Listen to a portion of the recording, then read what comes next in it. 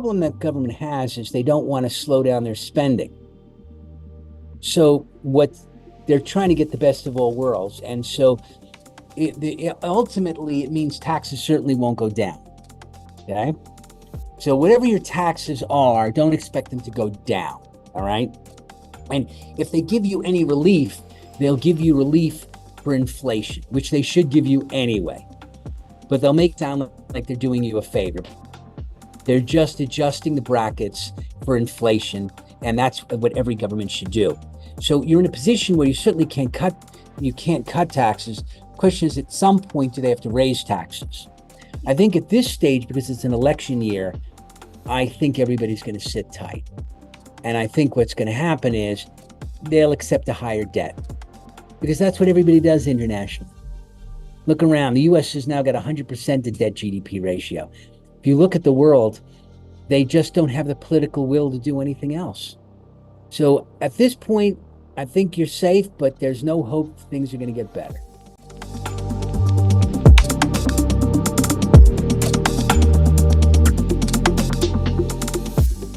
So last year was more of a tinkering. They tried to close a few loopholes. They gave a little bit, some anomalies. So most of those little things don't really matter very much in the big picture. They matter for certain transactions, but they're not really big. So right now, they tried to bring the rate down further 2 years ago from 28 to 27. They did that, but then you had to lose a bunch of your losses.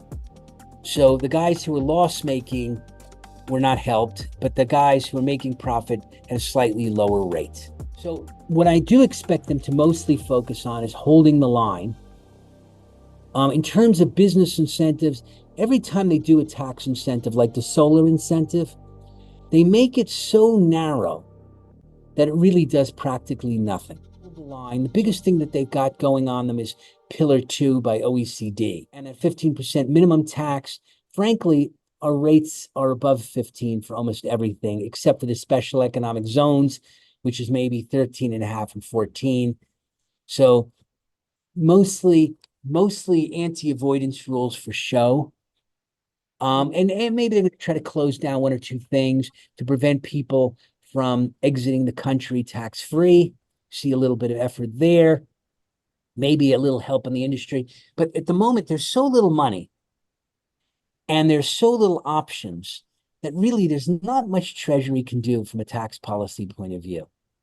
So it's mostly stuff for the tax nerds. That would be my thought.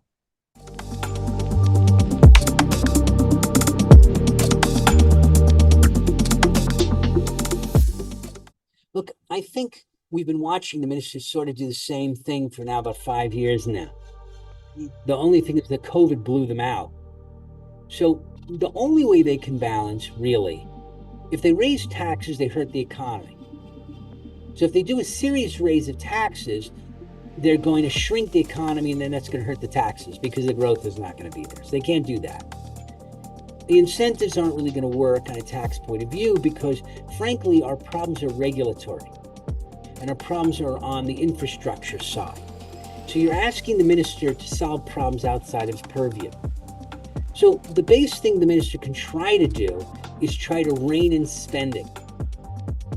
And the question is, will he do it in a meaningful way, or is he going to do it in a superficial way that says, look, I was going to grow the government by 10%, but I'm only going to grow it by 3%. So the real issue is, okay, you can't really raise taxes, even if you want to. Some people say raise the VAT.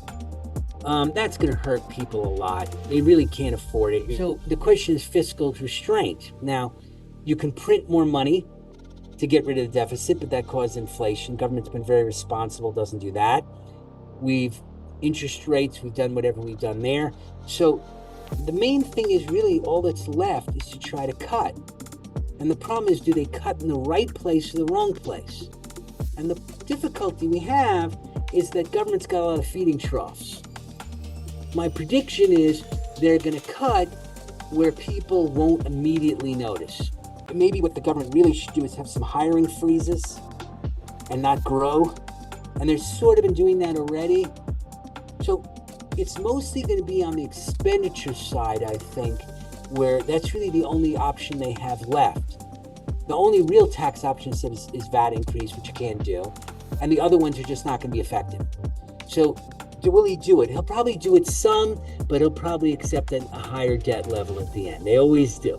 They always say they're going to cut the deficit. It's like credit card spending, and then people just keep spending on the credit card. And unfortunately, that's a government habit around the world.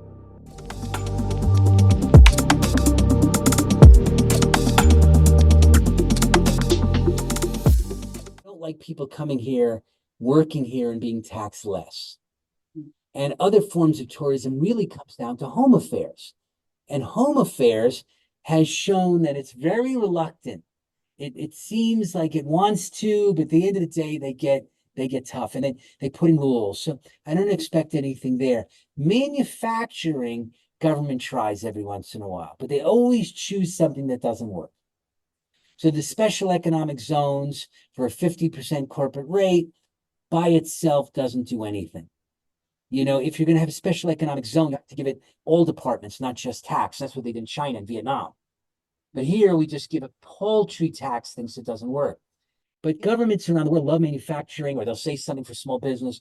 But because they don't have money, I don't expect much. What you might see is special industries, like the real estate industry has been hurt a little bit, and maybe they'll provide some relief, not so much to give them an incentive, but more or less, sometimes the law can be a little bit unfair and anomalous, where they're actually overtaxing. And you might find they're pulling back where they're accidentally, because of the way the world works and the way the law works, that they're actually picking up a little more revenue than they should. But it's mostly going to be very select things. And I think the bulk of the effort for them is going to be Pillar 2, keeping that 15% minimum tax, because they're expected to do that for OECD. And again, the staff is only so big and they can only do so much.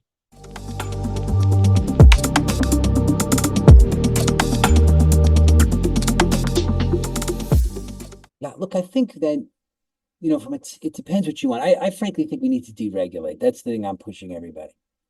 Forget just tax. We are over-regulating this economy. Government wants to control everything. So you see that in the parastatals, right? Transnet, ESCOM. They're very reluctant to privatize. They talk, but it moves very slowly. They need to let go. Regulation. They just believe that everything has to be regulated. And they need to soften up. And that's across the board. There are areas that are important. Like if you want to have BEE, keep it. That's not a problem. I think people built into that. They know that you can't just hire a select group of people and call it hard. And from a Treasury point of view, what they can do is be a little bit more business friendly on small things when it comes to tax. And that is, there's a lot of times the Tax Act, what the words say and how it's applied, it's not quite working. So there are a lot of little anomalies where people are being overtaxed because the words aren't right. It's about the Treasury trying to be a little friendlier place. One of the problems that the foreigners have is that, you know, when Cyril wants money, he goes around the world and he wants money and we'll love you. But the moment it comes here, it's treated like the enemy. And the government's mere attitude of hostility toward the private sector, they don't trust it. It's part of that ANC cadre view. You know, it's sometimes what you say more than what you do. The bottom line is if people are unhappy with the general direction, they really need to think about voting. And that's really what a party represents. And my question is, you know, are people going to be active enough? And also, why don't we have a choice of a real other party? The DA can only go so far because it only represents so many. But the people like Mashaba and the others, we really need, and I don't know what it is, but why isn't it that people are not finding another party? Where is the Mandela outside of the ANC? Where is the people? We clearly have a hunger. We're clearly unhappy. Why isn't it that people have not rallied toward anything?